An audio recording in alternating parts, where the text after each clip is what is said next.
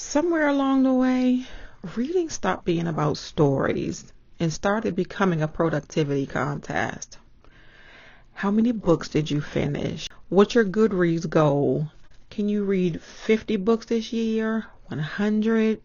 How many pages did you read this week? And honestly, I think we've lost the plot. Slow, turn the page, find your peace in this space, honey and prose. Welcome home. Hey Book Nook crew, welcome back to Honey and Prose, where we talk about stories, softness, and the emotional experience of reading. Now, before anyone gets defensive, let me say this. There is absolutely nothing wrong with reading 100 books in a year. If that's genuinely how you enjoy reading, I think that's wonderful. This isn't a criticism of fast readers.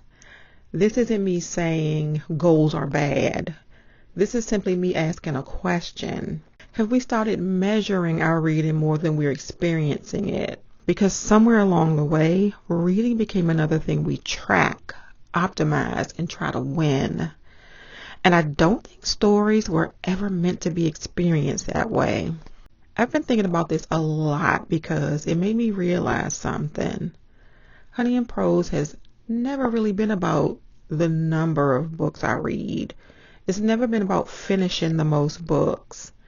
It's never been about chasing the newest release before everyone else. It's never been about treating books like trophies we collect. Honey and Prose has always been about something quieter. It's about reading as self-care. It's about slowing down. It's about allowing a story to carry you somewhere else for a little while, or stepping into someone else's world, seeing through someone else's eyes, feeling emotions that you never experience in your own life. That is the magic of reading. For a few hours, you get to borrow another life. You get to love people who don't exist. You get your heart broken by fictional characters, and you celebrate their victories. You grieve their losses. You come away seeing the world just a little differently. How do you put a number on that? And if I'm being honest, I am probably the worst person to ask how long it took me to finish a book, because I am a mood reader. Some weekends I will disappear into a novel and read 200 pages without even realizing it. Other times I'll get halfway through the book, close it, set it on my nightstand, and leave it there for 4 or 5 days. And then one random Tuesday after work I'll think, you know what? I want to go back to that story. Not because the book wasn't good, not because I wasn't enjoying it, but because I wanted to come back to it when I could fully enjoy it. I don't force myself to read just to keep a streak alive. I don't rush through chapters because I need another book on my yearly tally. Reading has to feel like an invitation, not an obligation. And I understand how we got here.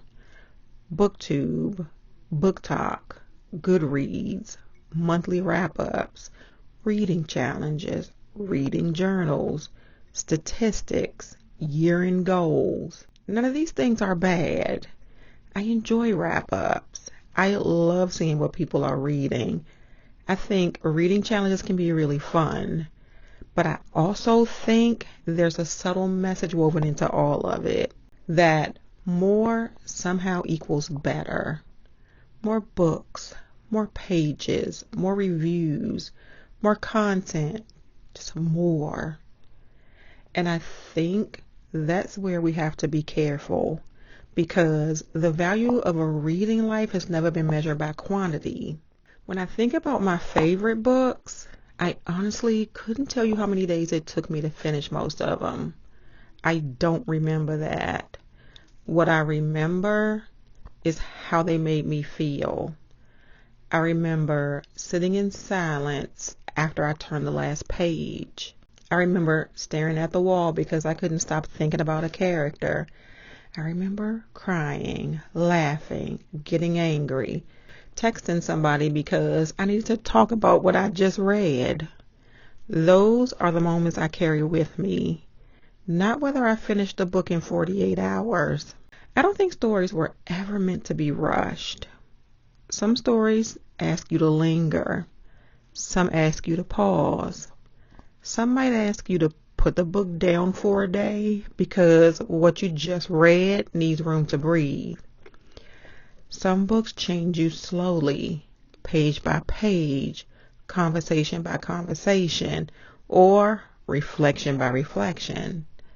And if we're racing to get to the next book, sometimes we miss what this one was trying to give us. So here's where I've landed. I don't want to read the most books. I want to experience the most stories. I want books that challenge me, books that comfort me, books that make me rethink something that I believed, books that made me laugh or ugly cry, or books that stay with me months after I've closed the cover. If that means I read fewer books this year, I am perfectly okay with that, because I'd rather deeply experience 10 unforgettable books than rush through 100 I barely remember. So maybe this is your permission slip. If you've been feeling guilty because you're behind on your reading goal, if you've been forcing yourself to finish books just so you can update an app, if you've ever thought I should be reading more, maybe you don't need to read more.